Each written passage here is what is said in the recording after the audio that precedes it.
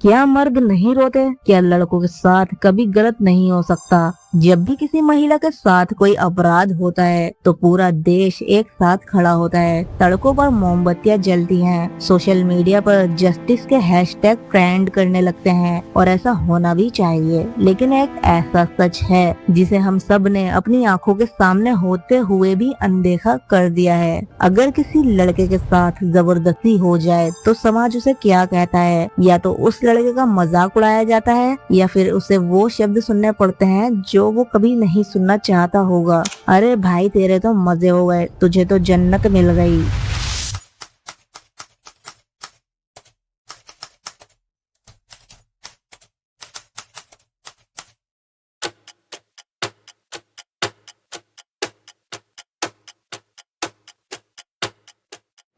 Hello guys, मेरा नाम है ब्लेड। अगर आपको रियल लाइफ क्राइम थ्रिलर्स पसंद है तो वीडियो को लाइक और चैनल को सब्सक्राइब जरूर कर लें।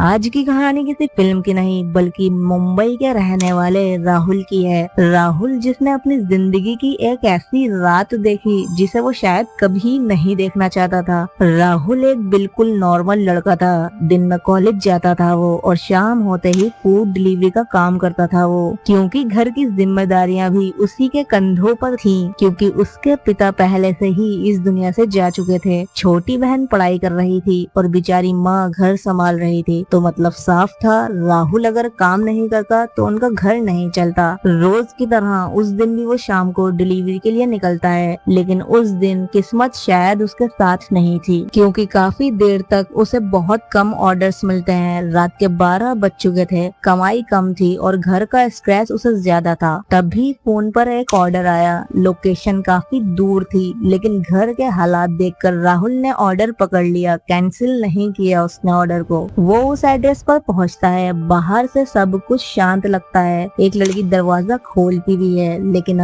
घर के अंदर 5 अमीरजादियों की हाई प्रोफाइल पार्टी चल रही थी। राहुल ने सोचा मैं तो बस ऑर्डर देकर निकल ही जाऊंगा, लेकिन जैसे ही वो अंदर दाखिल हुआ माहौल पूरी तरह बदल चुका था। वहाँ का म्यूजिक, वहाँ के लोग और वहाँ की नियत, सब कुछ राहुल को अनकंफर्टेबल करने लगा था। वह 5 लड़कियां राहुल को जबरदस्ती अपने कपड़े उतारने को बोलती हैं। वो वहाँ से निकलना तो चाहता था, उसके पैर बाहर की तरफ भाग रहे थे, क्योंकि राहुल उन लड़कियों के इंटेंशन समझ चुका था कि वो उससे क्या चाह रही हैं।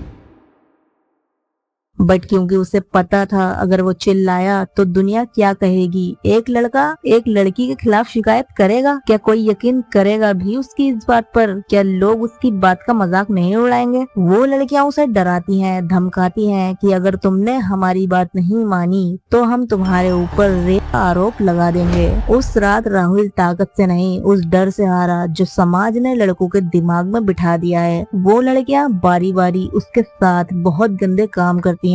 यू नो गाइस, क्या गंदे काम। उस रात राहुल तो घर लौट आया, लेकिन उसके अंदर का इंसान वहीं मर गया था। वो चुप है क्योंकि समाज उसे विक्टिम नहीं जोकर समझता है। पर सवाल ये है, क्या दर्द का कोई जेंडर होता है? अगर कानून और समाज सिर्फ जेंडर देखकर इंसाफ करेगा तो हम जस्टिस नहीं, सिर्फ भेदभाव कर रहे हैं। किसी की लाचारी का फायदा उठाना शौक नहीं, अपराध है, चाहे वो लड़की हो या राहुल जैसा कोई लड़का। अगर आप इस तड़ती हुई सोच को बदलना चाहते हैं तो इस वीडियो को शेयर करें। मत बनिए उस भीड़ का हिस्सा जो चुप रहकर पाप को पालती है। इंसाफ जेंडर का मोहताज नहीं होना चाहिए गाइस। और गाइस, मेरा मकसद भी यही है इस वीडियो को बनाने का कि इस दुनिया में ऐसा भी होता है, ऐसा भी हो रहा है। क्या हमारा कानून अब भी लड़कों के लिए सिर्फ मजाक है? अपनी राय कमेंट में सच्चाई से जरूर लिखिए।